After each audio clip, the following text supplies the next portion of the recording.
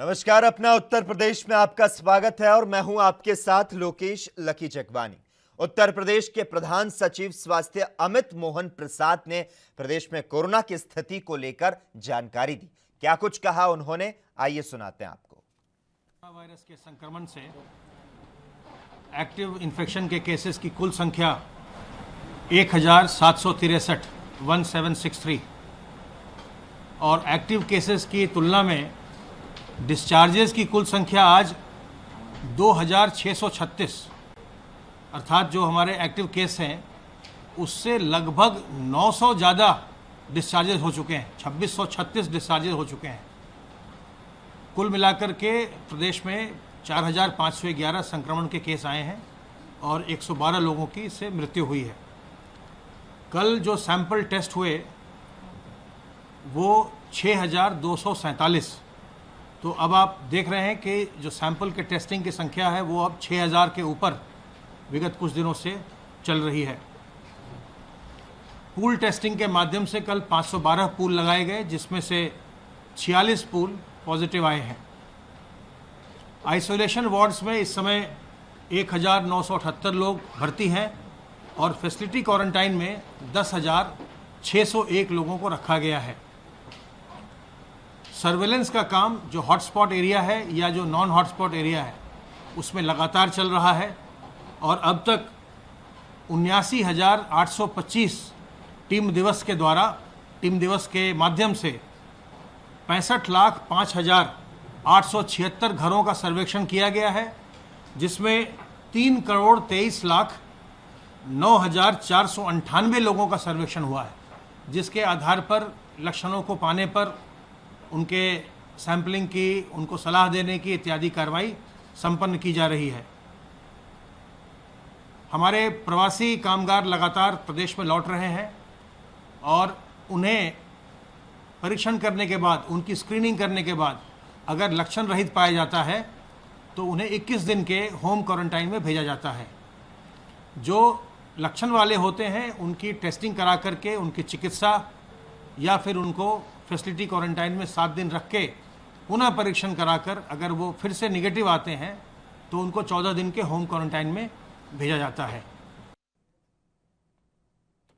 देश corona virus के महासंकट से गुजर रहा है, तो वहीं इस बीच दिल्ली से सटे गाजियाबाद जिले से डराने वाली खबर सामने आई, जहां घर जाने के लिए प्रवासी मजदूर इकट्ठा हो गए। ये सभी मजदूर घर वापस जाने के लिए जमा हुए और इस दौरान प्रशासन इनको व्यवस्थित करने में असफल नजर आ रहा है।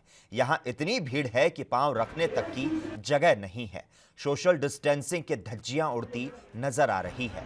यहां धक्का मुक्की के हालात बने हैं, तो वहीं आरोग्य सेतु ऐप के जरिए महज 500 मीटर की दूरी पर कोरोना संक्रमित होने की जानकारी मिली। अलग अलग राज्यों के मजदूरों के लिए यूपी सरकार ने ट्रेन व्यवस्था करने का ऐलान किया है।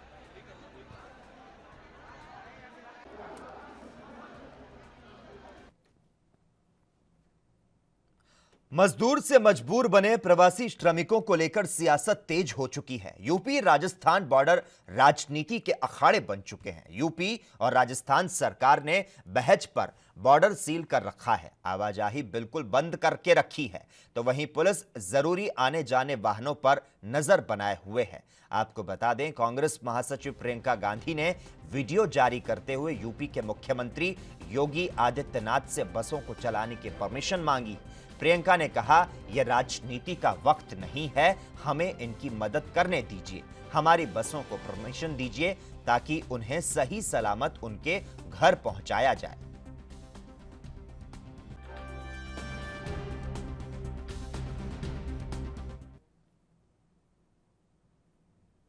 लॉकडाउन 4 में नियमों में ढील बढ़ने के साथ ही ट्रैफिक जाम भी बढ़ चुका है। आज दिल्ली को नोएडा से जोड़ने वाले डीएनडी पर भारी ट्रैफिक जाम देखने को मिला।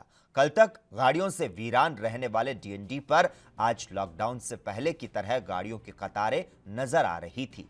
नोएडा से ऑफिस जाने वालों की भीड़ के कारण गाड़ियों की संख्या ज्यादा दिखी। सोशल डिस्टेंसिंग का ध्यान रखते हुए लोग अकेले ही अपनी गाड़ियों में निकले।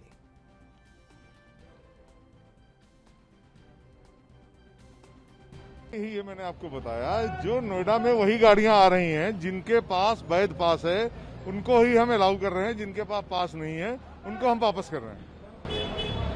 सर ये चेकिंग जो चल रही है, अभी कुछ जाम लग जाते हैं फिर वापस चले जाते हैं, तो कैसे पता चले उन लोगों को कि हम मेरे को एंट्री नहीं मिलेगी? एंट्री उनको बताते हैं हम, जैसे यहाँ से जिनको वापस करते हैं उनको बताते हैं आपके पास नहीं है, इसलिए आपको वापस किया जा रहा है।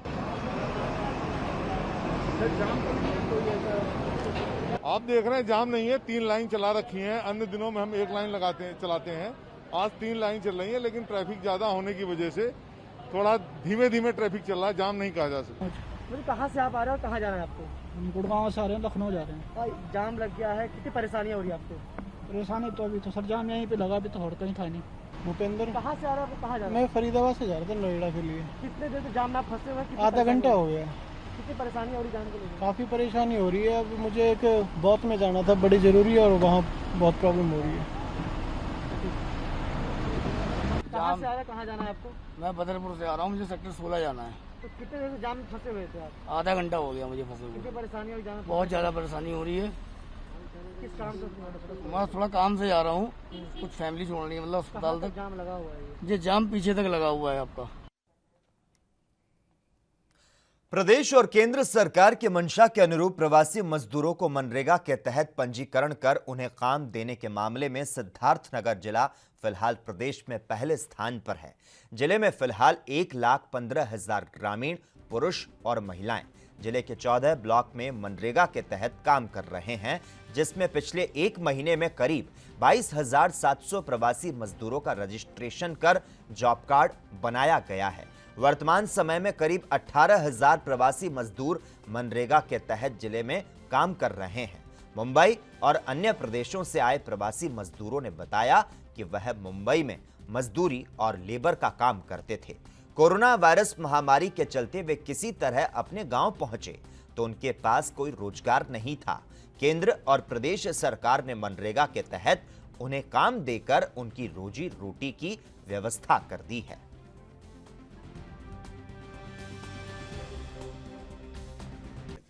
मैं सर घर ऊपर था, छुट्टा काम कर रहा था भंगार का, जैसे गाड़ी वाड़ी भरने का या खाली करने का है तो यही कर रहा था।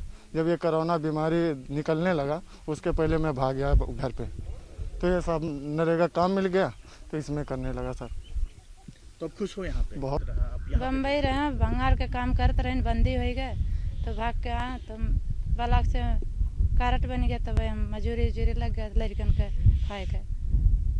तो खुश हो यहाँ पे? हाँ यहाँ खुश है, ऐसे लग रहा है रोज धंधा, लड़के के दूध नाए दूधे करती गड़ाई भाव पड़ता है, परेशानी दुनिया का है। अब ऐसे मजूरी लाग रही तो परेशानी हट जाएगी। हाँ, मैं यहाँ निरीक्षण में आया था और अचानक आप लोग भी यहाँ दिखाई दे गए, बहुत खुशी की बात है।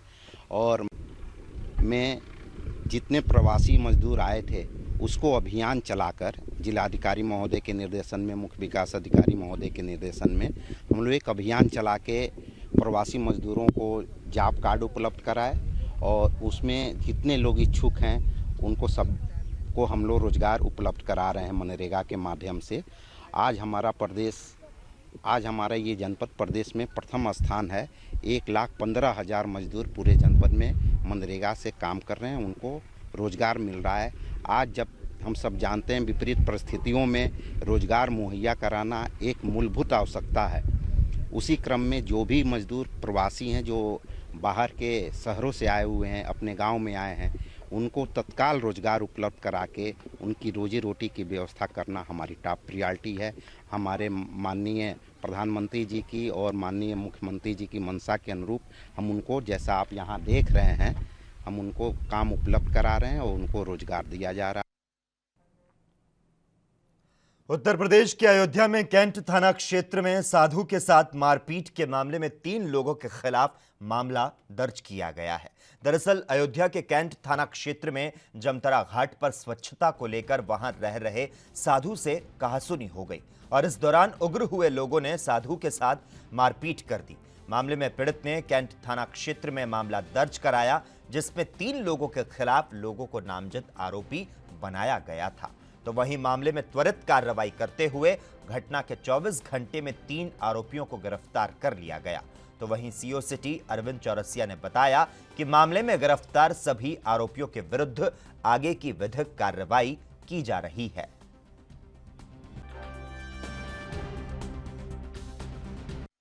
थाना कैंट क्षेत्र के जमथरा घाट पर एक साधु जो कि वहाँ रहते हैं और अक्सर आया जाया करते थे, इन दिनों लॉकडाउन की वजह से रुके हुए थे। कल कुछ लोगों से वहाँ पे स्थानीय लोगों से उनकी वाद विवाद हो गई कुछ साफ़ सफाई को लेकर के, जिसमें स्थानीय लोगों द्वारा साधु को मारा पीटा गया। ऐसी स्थिति में तत्काल उन लोगों के विरुद्ध कार्रवाई करते हुए मुकदमा पंजीकृत किया गया, सभी लोगों को अरेस्ट कर लिया गया है और उनको जेल भेजा जा रहा है। आगे विधिक कार्रवाई की जा रही है। इस्लामी तालीम के प्रमुख केंद्र दारुल उलूम देवबंद ने फतवा जारी कर कहा कि ईद उल फितर की नमाज भी जुम्मा की नमाज की तरह ही शासन प्रशासन के निर्देशानुसार मस्जिद और घरों में अदा की जाएगी। फतवे में साफ किया गया कि जो लोग मजबूरी की वजह से नमाज अदा नहीं कर पाएंगे उनके लिए नमाज ईद माफ होगी। मोहत में मुफ्ती अबुल कासिम नौमानी के लिखित सवाल के जवाब में दारुल उलूम के मुफ्तियों के खंडपीठ ने जारी फतवे में कहा कि ईद की नमाज वाजिब है और इसके लिए वही शर्त है जो जुम्मा की नमाज के लिए है।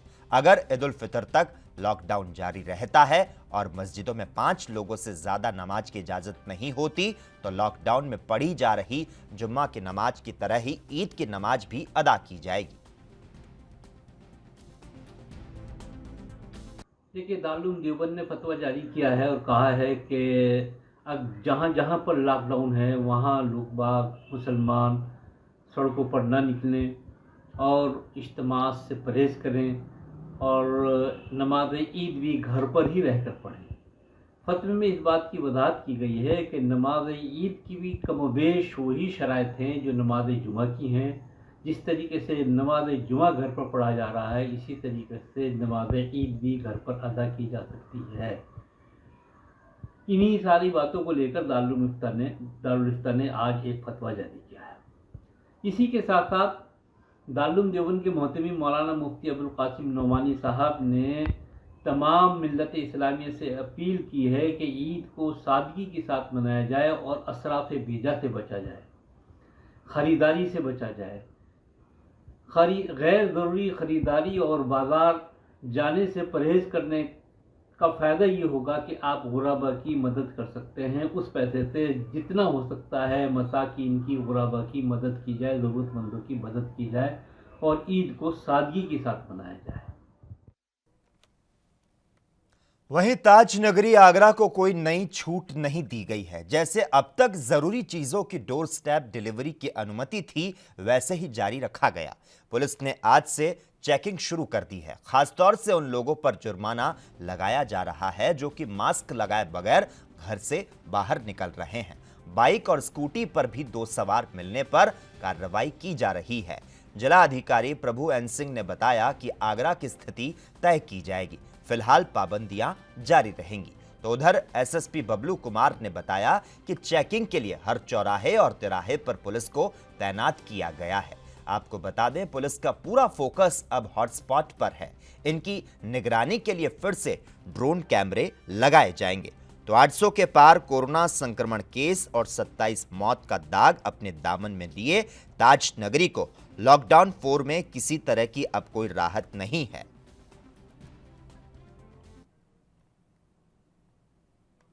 प्रवासी मजदूरों के संग होने वाले हादसे लगातार बढ़ते जा रहे हैं। आज फिर से प्रदेश के हमीरपुर जिले में प्रवासी मजदूरों से भरी एक रोडवेज बस अनियंत्रित होकर डिवाइडर से टकराकर पलट गई, जिससे बस में सवार आधा दर्जन मजदूरों को चोटें आई। हाईवे पर बस पलटते ही चारों तरफ चीख पुकार मच गई, जिसके बाद मौके पर पहुंचे जिला प्रशासन ने स्थानीय लोगों की मदद से घायलों को इलाज के लिए जिला अस्पताल में भर्ती करवाया। आपको बता दें, ये बस नोएडा से 31 मजदूरों को लेकर महोबा जा रही थी। तो प्रवासी मजदूरों के संग जो हादसे हैं वे लगातार बढ़ते जा रहे हैं। आज सुबह 5:30 बजे के करीब एक बस जो कि महोबा जा रही थी, ये दुर्घटनाग्रस्त हो गई थी थाना कोतवाली क्षेत्र में। इसमें कुल 31 लोग थे, जिसमें से 20 पूरी तरीके से सुरक्षित हैं। 11 लोगों को माइनर इंजरी आई थी। इन सभी का प्राथमिक उपचार कराते हुए, इनके खाने पीने की व्यवस्था करवाते हुए इनको अपने गंतव्य महोबा तक भिजवा दिया गया। वहीं लॉकडाउन में अपनों से दूर परिजनों के बीच पुलिस सहारा बनी है। मिर्जापुर के सबरी इलाके के रहने वाली आरती सिंह मध्य प्रदेश में मेडिकल की बीएमएस की पढ़ाई करती है। कोरोना की वजह से लॉकडाउन के कारण वह भोपाल में है। उनकी 2 साल की बेटी शगुन का जन्मदिन था। लॉकडाउन की वजह से केक नहीं मिल पा रहा था। परेशान होकर आरती ने ट्विटर पर मिर्जापुर पुलिस को ट्वीट करते हुए बेटी के जन्मदिन पर उसे केक पहुंचाने का आग्रह किया, जिस पर कटरा कोतवाली पुलिस सबरी स्थित उनके घर पुलिस की गाड़ी के काफिले के साथ केक और गिफ्ट लेकर पहुंची और शगुन का जन्मदिन मनाया गया। केक काटते समय पुलिसकर्मी भी मौजूद रहे। केक लेकर पहुंचे थाना अध्यक्ष कटरा का कहना है कि सोशल मीडिया पर पुलिस के लॉकडाउन के कारण केक नहीं मिलने पर केक पहुंचाने की अपील पर वह केक लेकर पहुंचे, तो वहीं परिजन भी पुलिस के केक लेकर घर पहुंचने पर खुश दिखाई दिए। कटरा थाना के इंचार्ज साहब फोर्स के साथ हमारे पास आए, जो कि हमको पता नहीं था। उनको लड़की ने फ़ोन की थी और उन्होंने पूरे फोर्स के साथ आए। हमारे बिटिया का मतलब लड़की को अच्छे तरीके से मतलब बर्थडे मनाया गया और हमारी तरफ से बहुत बहुत शुक्रिया है आप लोग को। केक नहीं मिल रहा था आप लोगों को? सब मिला। केक मार्केट में नहीं मिल रहा था? हाँ, केक वगैरह मार्केट में नहीं मिल रहा था, इसलिए थाना इंचार्ज साहब स्वयं लेकर आए। जो भी उसकी प्रक्रिया होती है बर्थडे की, सारी प्रक्रिया उन्होंने किया और हमको लोग को बहुत अच्छा लगा। ठीक है। क्या कारण था जो केक नहीं मिल रहा था? लॉकडाउन की वजह से दुकानें बंद थी, इसलिए नहीं मिल पाया। तो मतलब पहले कभी ऐसा देखे थे इस तरह का कि पुलिस आके जन्मदिन मनाया? बताइए। कभी नहीं देखा था। ठीक, उम्मीद थी कि पुलिस लेकर आ जाएगी? हम लोग को पता ही नहीं था। लड़की इंचार्ज साहब को फ़ोन किए थे, इंचार्ज साहब पूरा फोर्स लेकर के कटरा थाने को चले आए। आज खुशी मिल रही है आप लोगों को? बहुत खुशी मिल रही है। आज आप लोग यहाँ पे आए हैं और कई गाड़ी फोर्स के साथ यहाँ पे एक जन्मदिन मनाए, कैसे आपको मालूम चला? क्या आप लोगों ने सोचा कि आज इस जन्मदिन का एक मनाए? आज मिर्जापुर पुलिस पर एक ट्वीट हुआ था कि हमारी बेटी का बर्थडे है और मैं डॉक्टर किरण से बताई भोपाल में इस समय बीएमएस कर रहे हैं और घर पर कोई सामान नहीं है और उनका केक भी नहीं है, मिल नहीं पा रहा है, जिससे हम बहुत मायूस हैं। आप हमारी हेल्प करिए। तो श्रीमान पुलिस अधीक्षक महोदय के आदेशानुसार हम लोग इनका पता ट्रेस करके और उसके बाद पूरी जो भी सामग्री है, केक, गुब्बारा और जो भी चीज़ें हैं वो ले करके अपनी पुलिस टीम कटरा कोतवाली पुलिस टीम के साथ और 100 नंबर के साथ हम लोग पूरा आए हैं इनके दरवाजे पर। शायद इनका बर्थडे हम लोग सेलिब्रेट किए हैं और हम लोगों को भी बहुत अच्छा लगा कि कम से कम हम लोग को सेवा करने का मौका मिला और उनकी माँ की जो मायूसी थी वो दूर हो गई। कितने साल की बच्ची है? 2 साल की बच्ची है। वहीं औरैया में हुए बड़े सड़क हादसे के बाद इटावा जिला प्रशासन सतर्क दिखाई दे रहा है, जिसके चलते जिला प्रशासन के तमाम अधिकारियों ने सड़क पर उतरकर बीती रात से मोर्चा संभाल लिया। आपको बता दें, इटावा के कई क्षेत्रों से होकर श्रमिक पैदल यात्रा कर रहे थे। प्रशासनिक अधिकारियों की ओर से ऐसे तमाम श्रमिकों को इकट्ठा करके इटावा के नुमाइश पंडाल में एकत्रित किया गया। तो वहीं रात तक लगभग 2 से 2.5 हजार श्रमिकों को एकत्रित किया गया, जिन्हें जिला प्रशासन की ओर से रोडवेज बसों के जरिए उनके गंतव्य तक पहुंचाने के लिए पूरी व्यवस्था की गई, जिसके लिए प्रशासन ने 60 से अधिक बसों का प्रबंध किया, जिनमें रोडवेज और प्राइवेट बसें शामिल रही।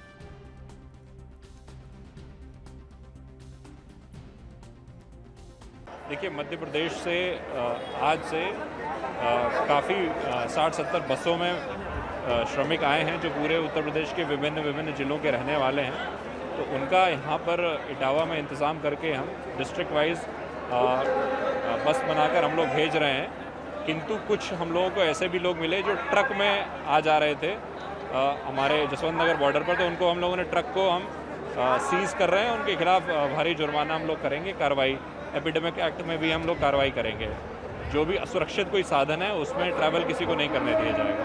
ऐसा भी दिख रहा है सर कि कुछ लोगों ने जो अपने वाहन बना रखे हैं मोटरसाइकिल हो या कुछ उन्होंने बना रखा है, 2-2 4-4 लोग आ रहे हैं, ऐसे लोगों को जाने दिया जाएगा या रोका जाएगा? टू व्हीलर और जो साइकिल है, मोटरसाइकिल है, ये सब एक्सप्रेसवे हाईवे पर इस पर सेफ़ नहीं होता है इस पर चलना, तो इनको नहीं दिया जाएगा। इनको हम लोग इनके लिए बसों की व्यवस्था करवाएंगे और बाकी इनके सामान को भी पहुंचवाने की व्यवस्था करेंगे। औरैया में हुए बड़े सड़क हादसे के बाद इटावा जिला प्रशासन चेता है, जिसके चलते जिला प्रशासन ने बीती रात से ही सभी बॉर्डरों पर पहुंचकर उन ऐसे तमाम श्रमिकों को व दिहाड़ी मजदूरों को इकट्ठा करके इटावा निवास पंडाल पहुंचाया है, जो असुरक्षित वाहन से यात्रा कर रहे थे। आपको बता दें, इटावा जिला प्रशासन के तमाम आला अधिकारी औरैया में हुए बड़े सड़क हादसे के बाद सक्रिय हुए हैं व बीती रात से ही सभी अधिकारियों ने इटावा जनपद के सभी सीमावर्ती बॉर्डर, चाहे यूपी-एमपी बॉर्डर की बात कर लें या जसवंत नगर बॉर्डर की बात कर लें या फिर महेवा में स्थित औरैया इटावा बॉर्डर की बात कर लें, जिला प्रशासन के तमाम आला अधिकारी ऐसे बॉर्डर पर पहुँचे हैं व उन तमाम श्रमिकों को इकट्ठा किया है जो या पैदल यात्रा कर रहे थे या फिर निजी वाहन से यात्रा कर रहे थे या फिर ट्रकों में बैठकर जा रहे थे। जिला प्रशासन की शक्ति के बाद उन सभी श्रमिकों को इकट्ठा करके इटावा निवास पंडाल लाया गया है, जहां से उनको सुरक्षित बसों के जरिए, रोडवे बसों के जरिए 60 बसों का इंतजाम किया गया है। इन 60 बसों में निजी प्राइवेट बसें भी शामिल हैं व रोडवेज की बसें भी शामिल हैं। ऐसी बसों के जरिए इन श्रमिकों को उनके गंतव्य के लिए सकुशल रवाना किया जा रहा है। आपको बता दें, जिला प्रशासन द्वारा ऐसे श्रमिकों के लिए खाने पीने की उचित व्यवस्था की गई है, जिसके चलते श्रमिक सकुशल अपने घर तक पहुँच पाएंगे। Sanat Tiwari, ANB news, Etawah. वहीं गाजियाबाद के मुरादनगर में 2 मासूम और उनकी मां की मौत की खबर से सनसनी फैल गई। दरअसल यह मामला थाना मुरादनगर चौकी पाइपलाइन क्षेत्र के गांव बहादुरपुर का है, जहां एक महिला और उसकी 2 बच्चे की मौत हो गई। तो वहीं पुलिस को सूचना मिलने पर पुलिस तुरंत मौके पर पहुंची और पंचनामा भरकर शव को पोस्टमार्टम हेतु भेज दिया। आपको बता दें, मौत का सही कारण पोस्टमार्टम से स्पष्ट होगा। हालांकि SSP ने बताया कि मृतका के जेठ के लड़के ने प्रॉपर्टी के कारण घटना को अंजाम दिया है और भतीजे को पूछताछ के लिए हिरासत में लिया गया है। तो वहीं पूछताछ में भतीजे ने सारी वसीयत चाचा के नाम होना और चाची के व्यवहार पर नाराजगी प्रकट करते हुए जहर देकर मारना कबूल किया है। एक महिला व उसके 2 बच्चे जो 5 साल से कम हैं, ये वहाँ पर मृत अवस्था में पड़े हैं और उनके मुंह से झाग निकल रहा है। इस पूरी सूचना पर पुलिस वहाँ पर पहुँची है, सभी अधिकारी भी वहाँ पर पहुँचे हैं, मेरे द्वारा भी स्वयं मौके पर वहाँ पर पहुँचकर निरीक्षण किया गया है। मौके से शवों को पोस्टमार्टम के लिए भेजा गया। हत्या का सही कारण अभी स्पष्ट नहीं है। वहीं निकट संबंधियों से जब पूछताछ की गई तो भतीजे ने ये कबूल किया कि उसकी जो सारी प्रॉपर्टी उसके चाचा के नाम हो गई थी और इस कारण वो रंजिश भी मानता था और वहीं अपनी चाची के व्यवहार से बड़ा परेशान था। उसको कई मामलों मिर्जापुर में तमाम सरकारी आश्वासनों और घोषणाओं के बावजूद सड़कों पर प्रवासी मजदूरों का पैदल, साइकिल, ट्रकों से आवागमन रुकता हुआ दिखाई नहीं दे रहा, जिससे लगातार हादसे हो रहे हैं। आपको बता दें, सीएम योगी आदित्यनाथ ने घोषणा की है कि प्रदेश में कोई भी प्रवासी मजदूर पैदल चलता ना दिखे, असुरक्षित ट्रकों से यात्रा ना की जाए, उन्हें घर पहुंचाने की व्यवस्था सरकार करेगी। लेकिन घोषणा का कोई विशेष जमीनी असर दिखाई नहीं दे रहा। औरैया हादसे के बाद भी शहर से निकलने वाली सड़कों पर मजदूरों का चलना लगातार जारी है, जिसके चलते प्रशासन और मजदूरों को परेशानी का सामना करना पड़ रहा है। क्या नाम है आपका? हमारा नाम परानू है। कहाँ से आ रहे हैं, किस साधन से आ रहे हैं? मैं पुणे से आ रहा हूँ ट्रक से। तो उसके बाद हम लोग को लाके वहाँ फैजाबाद गलत रूट से वहाँ छोड़ दिया, तो हम लोग ट्रक से आ रहे हैं, एक एक करके वहाँ छोड़ के दूसरी जगह से पकड़ रहे हैं, दूसरी जगह से तीसरी जगह, ऐसा करके आए यहाँ पे। तो पैसा लग रहा है? हाँ, कोई पैसा ले रहा है, कोई नहीं ले रहा है। एक सेकंड को बोलूँ। हाँ, कोई पैसा ले रहा है, कोई नहीं ले रहा है, जो जैसा समझ रहा है वैसा अपना कर रहा है।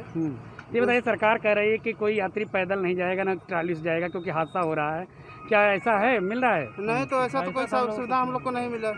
सरकार के क्या कहेंगे? सरकार कोई सुविधा दे रही है? अब दे रही है, हम लोग को नहीं मिला है, तो हम लोग क्या कहेंगे? क्या कहेंगे सरकार को? उत्तर प्रदेश के अपर मुख्य सचिव गृह अवनीश अवस्थी ने मुख्यमंत्री योगी आदित्यनाथ के फैसलों के बारे में जानकारी दी। क्या कुछ कहा उन्होंने, आइए सुनाते हैं। ट्रेनें आ चुकी हैं। लगभग 3.25 लाख लोग गुजरात से आ चुके हैं। महाराष्ट्र से 140 ट्रेनें आ चुकी हैं। लगभग 2.25 लाख लोग महाराष्ट्र से आ चुके हैं। पंजाब से 101 ट्रेनें आ चुकी हैं। लगभग 1,20,000 लोग पंजाब से आ चुके हैं। तेलंगाना से 7, कर्नाटक से 20 और केरल से 7, आंध्र प्रदेश से 2, तमिलनाडु से 5, मध्य प्रदेश से 2, राजस्थान से 17, गोवा से 3, दिल्ली से 6 और छत्तीसगढ़ से जो एक ट्रेन आई है। आगे आने वाले समय में त्रिपुरा, असम और उड़ीसा से भी ट्रेनें आने वाली हैं। ये सभी चीज़ों की आज समीक्षा की है और मुख्यमंत्री जी ने कहा है कि ट्रेनों की व्यवस्था के लिए जहां भी संभव हो वहां पर हर हालत में ट्रेनों को लाया जाए। पूरे देश से ट्रेनें जो है उत्तर प्रदेश में आ रही हैं। कहीं भी किसी भी रूप में ट्रेनों को आने में कोई दिक्कत नहीं है।